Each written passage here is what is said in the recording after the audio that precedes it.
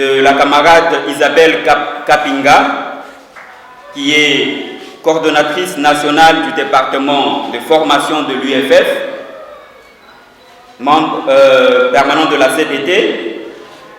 Elle sera suivie à 10h30 par la camarade Odette Beaumans de l'UNTC. La camarade Isabelle nous parlera de la MEFOS. Son allocution sera axée sur la MEFOS, la méthode de formation par le cercle de tube que nous connaissons très bien. La camarade Odette, disais-je, elle va articuler son allocution sur les élections syndicales en République démocratique du Congo. Les élections de la 8e édition 2023-2026. La camarade Odette est secrétaire du département de formation. Et à 11h30, ce sera le tour de la camarade Thérèse Mbombo du COSEP. Elle est chef du département adjoint de formation de l'UFF. À son tour, elle parlera de la fidélisation des membres de l'UFF. De 12h à 12h45, ce sera le tour des échanges, un débat. Et puis, de 12h45 à 13h juste, ce sera le mot de clôture de la manifestation qui sera prononcée par la camarade Isabelle Kapinga, coordonnatrice nationale du département de formation. Donc, chers camarades, voici comment se présente le programme de cette journée. Qu'on se tienne debout. Nous avons perdu en mémoire de notre doyen, le camarade Tarsis Nabou, qui est mort le mois de mars, curieusement le mois de mars, le 5 mars il est décédé, nous l'avons enterré le 18 mars, et aussi d'autres animateurs et formateurs qui sont décédés. Nous pouvons quand même nous lever pour honorer sa mémoire. Nous allons chanter l'hymne de la solidarité. Travailler tout son temps, toute sa vie pour la formation syndicale au sein de l'UNTC et au sein de l'Union fait la force. Et avant l'Union fait la force, c'était PANAF.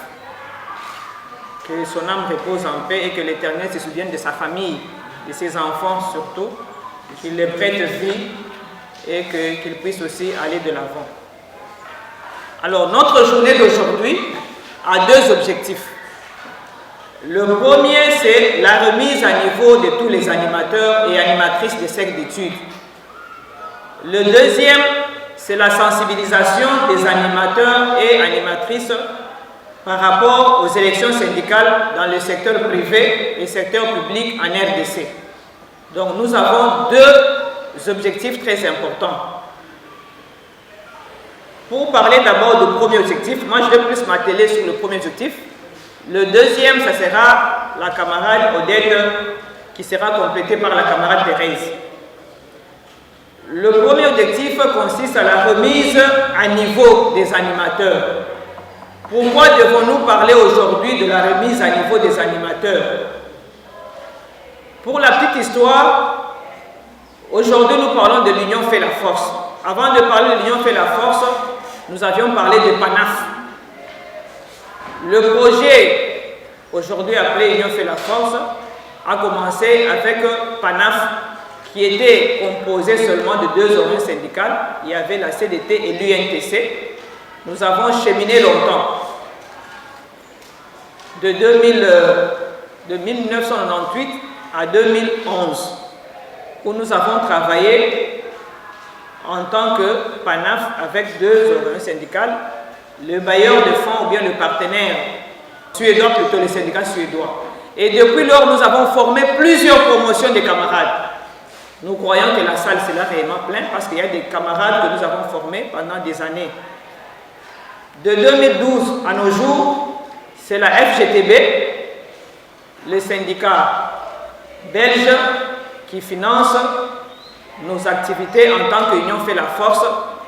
Et depuis lors, ce n'est plus CDT UNTC, nous avons enregistré aussi COSEP, qui est aussi un regroupement syndical. Donc quand nous parlons aujourd'hui de l'Union fait la force, nous avons 3 organisations syndicales, l'UNTC, la CDT et le COSEP. Nous avons formé ce qu'on appelle Union fait la force. C'est un cadre permanent de concertation et d'action. C'est comme ça dans notre slogan, nous avons dit UFF toujours ensemble. Parce que nous devons nous concerter pour les actions à mener et même pour les formations syndicales. Alors, l'UFF a comme première stratégie d'action, c'est la formation de ses membres. Les membres qui sont les membres des 3 organisations syndicales. Nous ne prenons pas les membres qui ne sont ni de l'UNTC, ni CDT, ni COSEP. Seulement les membres qui sont dans les organisations syndicales, les 3 organisations syndicales. Alors, pendant plusieurs années, nous avons formé les animateurs et les animatrices de cercles d'études sur toute l'étendue de la RDC. Donc, autrefois, les 11 anciennes provinces. C'est après, je crois, c'est en 2017-18 qu'il y a eu encore des démembrement des provinces pour en avoir 26. Et l'UFF, jusque-là, a déjà formé dans 5 nouvelles provinces. Que je peux citer, il y a le Lualaba, et plus précisément à Kolwezi, la province du sud Ubangi, plus précisément à Gemena, la province de Tanganyika, plus précisément à Kalemi, la province de Lomami, à Mweneditu, je crois que je n'ai pas oublié une province, parmi les 5 nouvelles provinces, et au Katanga aussi, à Lubumbashi. Donc nous avons étendu les activités de l'Union fait la force dans les nouvelles provinces. Les 5 nouvelles, il y en a encore plusieurs. Si Dieu le veut, que si les moyens s'y prêtaient, je crois que nous aurons aussi des animateurs et animatrices dans les autres nouvelles provinces. Nous avons mis sur pied des départements de formation. Dans les 5 nouvelles provinces, il y a des départements de formation. Il y a aussi dans les 11 anciennes provinces des départements de formation de l'UFF provincial. Et nous avons un département de formation national de l'Union fait la force. Dans tout ce travail que nous avons fait, nous avons aussi mis sur pied les comités des femmes de l'Union fait la force. Avant la mise sur pied des comités des femmes, il y a eu d'abord la formation des femmes, dont la majorité était des femmes, au moins 70% des femmes dans des séminaires. On a parlé sur les stéréotypes à l'égard des femmes travailleuses. Et à l'issue de ces séminaires, nous avons mis sur pied les départements des comités des femmes de l'Union fait la force. Depuis lors, nous avons eu aussi à mettre sur pied au moins 5 éditions des manuels de cercle d'études. Il y a des camarades qui ont commencé avec le plus petit manuel là, qui n'avait que 6 thèmes. Après, le manuel était devenu très grand parce que nous y avons ajouté encore plusieurs thèmes, entre autres les finances syndicales, la sécurité sociale, l'hygiène et sécurité sur le travail, le recrutement. Donc nous en avons eu presque 15 thèmes dans le manuel et certains camarades ont eu la chance de suivre tous ces thèmes et d'autres en ont suivi 6, d'autres en ont suivi 12 ou 13. Ça dépend de la promotion. Et en 2017, l'Union fait la force a été rejointe par le secteur des mines et énergie. Nous avons eu le secteur de mines et énergie, donc la SNEL, la Régie des eaux, tout ce qu'il y a comme mine en RDC. Et à travers le secteur de mines et énergie, les animateurs et animatrices ont été formés dans les provinces telles que Lualaba, Kolwezi, où il y a les minerais, et le mining, vous en connaissez un peu, ça pullule aujourd'hui. Il y a le Haut-Katanga, le Lubumbashi. Il y a Bujima, il y a aussi les minerais. Il y a, je crois que ce sont les trois provinces qui ont été plus visitées par le secteur de mines pour la formation des camarades. Et dans tous ces secteurs, même à Kinshasa aussi, il y a des entreprises de mines. Nous avons mis sur pied le département de mines et énergie aussi, dans provincial. Alors notre souhait était qu'aujourd'hui nous sommes devenus très nombreux mais malheureusement, il y a des camarades qui sont aussi décédés. Il y a des camarades, heureusement, qui ont eu des promotions. Il y a des camarades, malheureusement, peut-être là, il y a eu fermeture de l'entreprise ou délocalisation. Et nous avons eu des perditions d'animateurs. Nombreux et nombreuses ne sont plus. Nous avons intérêt à reprendre encore la formation des animateurs et animatrices. Les animateurs, animatrices dont nous parlons aujourd'hui sont formés à travers le projet, la méthode de formation par le cercle d'études. Nous avons notre méthode que vous connaissez bien, que nous avons abrégée en disant MEFOS. Cette méthode, c'est juste un petit rappel, de par sa définition, c'est une méthode qui nous permet la formation, mais par la discussion en petits groupes de 7 à 13 personnes, ou bien travailleurs, ou bien fonctionnaires de l'État. Pour quel objectif? Acquérir de nouvelles connaissances et aussi traiter les problèmes. Les problèmes d'actualité qui se trouvent dans les entreprises, en milieu de travail, dans l'enseignement, partout, c'est toujours des entreprises. Alors, si on vous a appelé aujourd'hui, chers camarades, nous avons les enjeux. La camarade Odette va amplifier, la vice-présidente va amplifier pour dire que c'est une méthode dont l'objectif est de faire circuler l'information. La circulation de l'information par la formation. On dit toujours en lingala, Kozan Koyeba, Isaliwa, Yandam, Yamobimba. Alors, les fonctionnaires et agents de l'État, les travailleurs et travailleuses, bientôt sera des élections. Nous avons quelle connaissance du syndicat? Elle va y revenir. Mais nous, en tant qu'union fait la force, notre stratégie d'action, c'est la formation syndicale. Le seul moyen par lequel nous pouvons aider les camarades à sortir de l'ignorance, le camarade à affronter les élections, c'est d'abord la formation. C'est d'abord la sensibilisation. Et nous, en tant qu'animateurs, en tant qu'animatrices, nous avons été dans la salle pendant 5 à 6 jours. Nous avons eu les connaissances nécessaires pour pouvoir aider les camarades à sortir de l'ignorance. Les manuels, nous avons quelques manuels, parce que maintenant c'est vraiment l'occasion de pouvoir battre le fer. Comme on dit, il faut battre le fer quand il est chaud. C'est le moment de battre le fer et de pouvoir sensibiliser les travailleurs, travailleuses, les fonctionnaires et agents de l'État à pouvoir se prendre en charge. Se prendre en charge n'est pas synonyme d'avoir un peu d'argent qu'on va te donner si c'est une bière et consort. Ce n'est pas ça, se prendre en charge. C'est par la connaissance.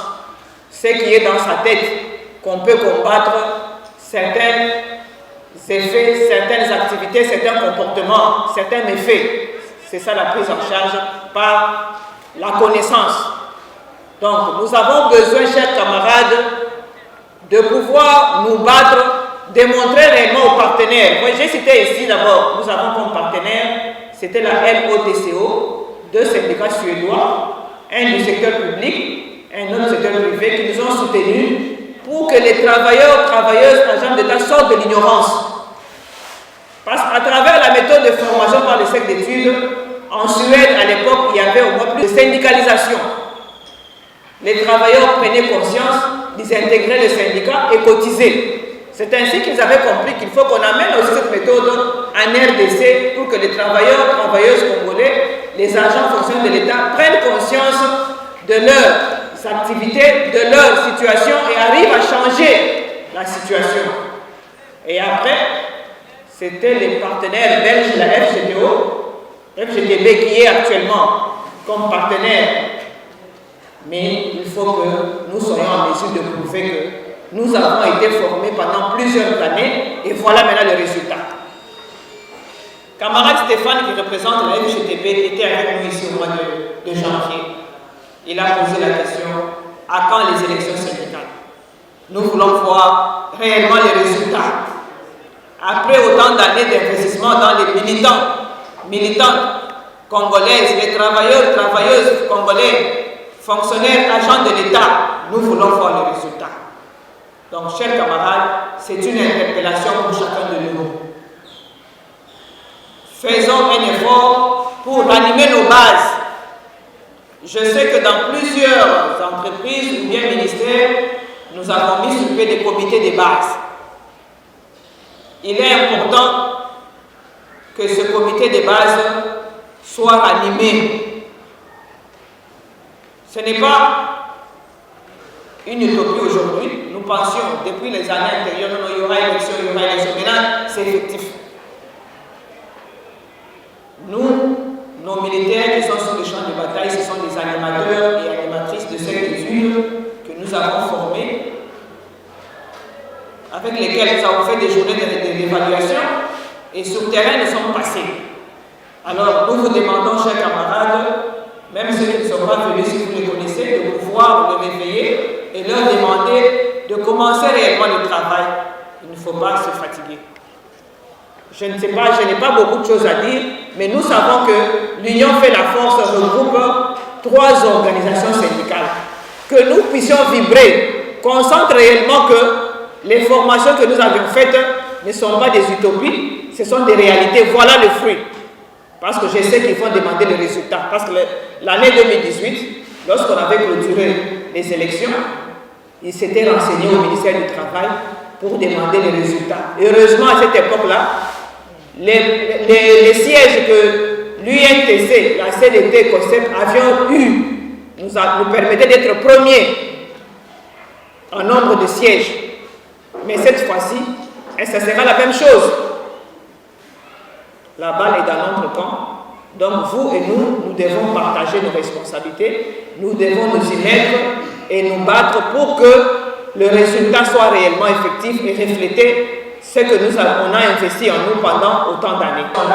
Pour pouvoir relancer encore les camarades sur le terrain, nous n'avons pas, dans la méthode de cette étude, on nous a dit que la formation ne se fait pas seulement assis, d'une façon assise dans une salle avec des tables et consorts, même debout.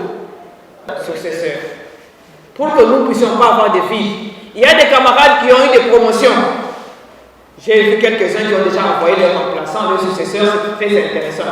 Donc à nous tous, que chacun de nous mette un peu de l'eau dans son verre pour pouvoir donner à l'union fait la force, la capacité de dire nous sommes réellement union fait la force. Je dis et je vous remercie.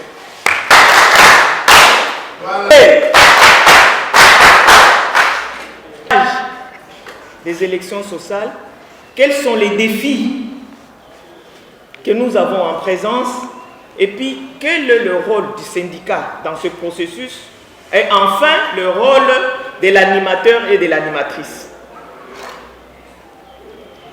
L'importance des élections sociales, c'est quoi? Lorsque nous prenons le Code du travail à son article 255, les élections sociales, son importance, c'est avoir une représentation dans l'entreprise, dans l'établissement ou bien ou les services publics.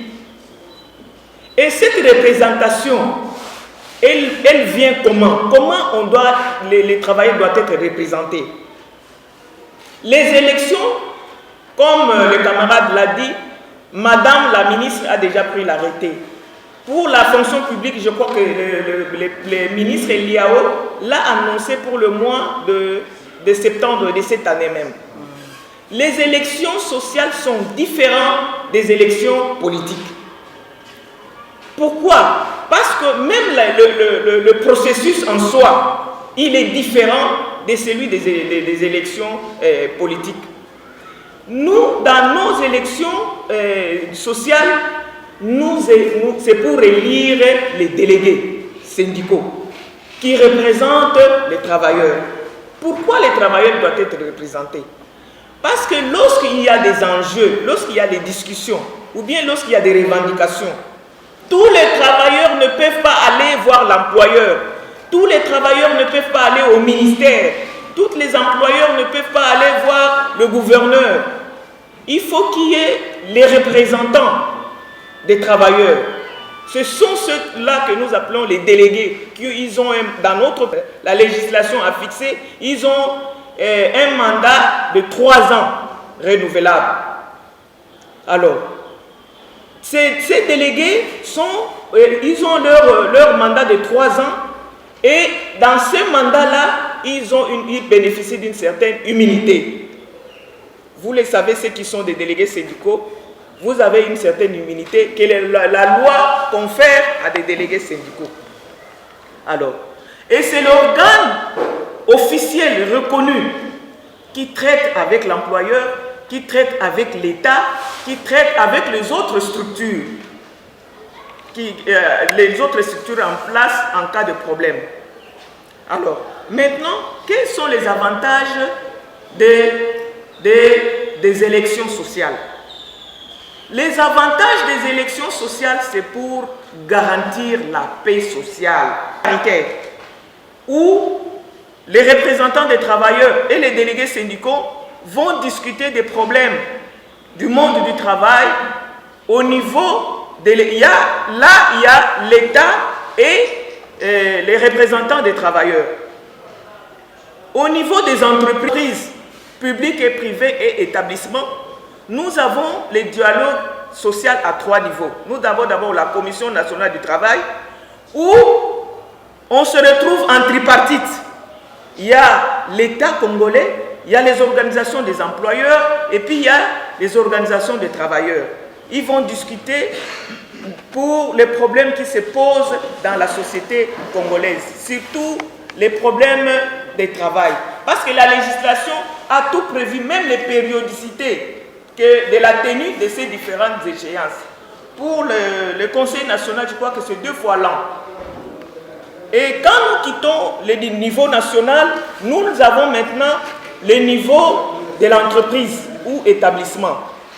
Et là, nous avons des réunions trimestrielles, nous avons les réunions semestrielles, nous avons les réunions annuelles, nous avons des négociations, des conventions collectives. Tout ça, c'est pour améliorer les conditions de vie et les conditions de travail et pour discuter des problèmes socio-professionnels qui se posent dans nos entreprises respectives. Et maintenant là, quel est le rôle du syndicat dans tout ce processus? Le rôle du syndicat, c'est de former et d'informer nos délégués, nos animateurs que vous êtes et nos militants dans des entreprises. Parce qu'on ne peut se défendre que lorsque vous avez connaissance, comme la camarade venait de le dire. Lorsque vous avez des connaissances, vous pouvez vous défendre. Mais lorsque vous êtes ignorant, c'est compliqué. Vous ne pouvez pas vous défendre lorsque vous ignorez même la loi. Vous ignorez que dit la loi par rapport à cette matière. Parce que le monde du travail est bien réglementé. La loi est claire, elle a donné toutes les directives par rapport à tous les problèmes qui se posent sur le lieu du travail. Quand nous quittons quand on a conclu des conventions collectives, la convention collective améliore la loi parce que le code du travail énonce les principes. Maintenant, à travers le pourparler au niveau des entreprises, lors des négociations collectives, on améliore ce que la loi a énoncé pour que les conditions de travail et les conditions de vie des travailleurs soient aisées. Maintenant, quel est le rôle de l'animateur dans tout ça?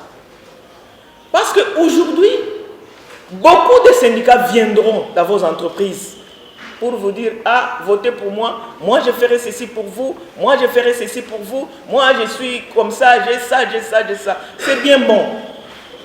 Les Français disent que tout ce qui brille n'est pas de l'or. Aujourd'hui, lorsque nous voyons dans notre pays, il y a des filières, comment on dit, des filières de réussite.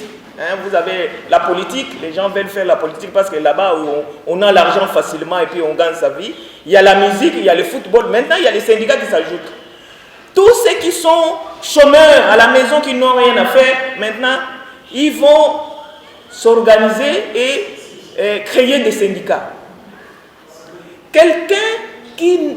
Parce que vous ne pouvez pas vous improviser syndicaliste sans formation.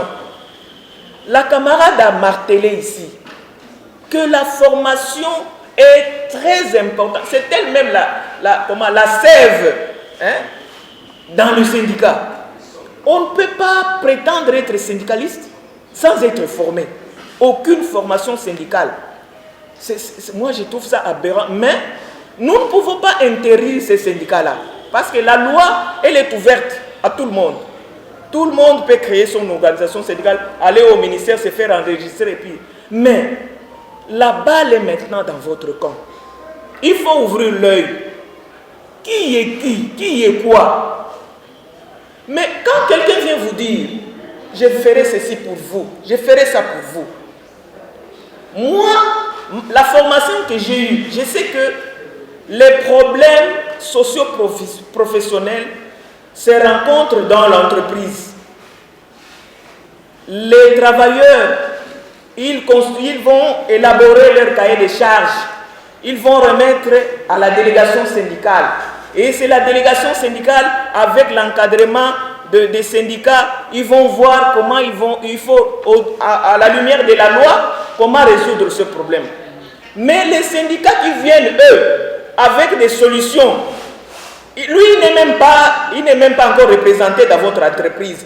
Mais il vous dit, il sera la solution dans votre entreprise. Je ne sais pas, hein, par quelle baguette magique, par quel miracle, il peut être solution dans votre entreprise dès lors qu'il n'existe même pas encore là-bas. Vous comprenez que nous sommes devant un grand défi. La première, c'est la prolifération des syndicats. Aujourd'hui, je crois, on dénombre plus de 700, plus de 800. Maintenant, là, je crois, on avoisine même les 1000. Oui, syndicats. 800 syndicats. 800 dans un pays, même aux États-Unis. Non, les États-Unis même c'est petit. En Chine, est-ce qu'il y a 800 syndicats? Il n'y a qu'un seul. Ce sont des syndicats de ventre. Ils viennent pour avoir vos voix. À la fin du mois, il a quelque chose pour sa survie. Un point barre. Vos problèmes au quotidien, ce n'est pas son problème. D'abord, il n'a même pas de représentation. Il n'a même pas un bureau. Vous connaissez il y a des témoins de Jéhovah ici. Je présente mes excuses. Hein. C'est pas vous minimiser ou quoi. Il se promène avec sa mallette là, comme un témoin de Jéhovah. Et là, il y a tout. Les cachets, tout. Il n'a même pas de bureau, il n'a pas de siège. Et quand il viendra vous faire la cour, vous vous laissez endormir par quelqu'un qui ne fera rien, absolument rien pour vous. Chers camarades, il faut ouvrir l'œil. Et le second défi, c'est la démagogie. Trop de démagogie aux syndicats. Moi, je sais que les syndicats, c'est pour défendre et promouvoir les intérêts des travailleurs et des agents et fonctionnaires de l'État. Et cette promotion-là, j'ai énoncé comment ça se passe. Lors des réunions qui sont prévues par la législation, lors des commissions paritaires, là où nous allons voir comment nous allons augmenter nos salaires, comment on va augmenter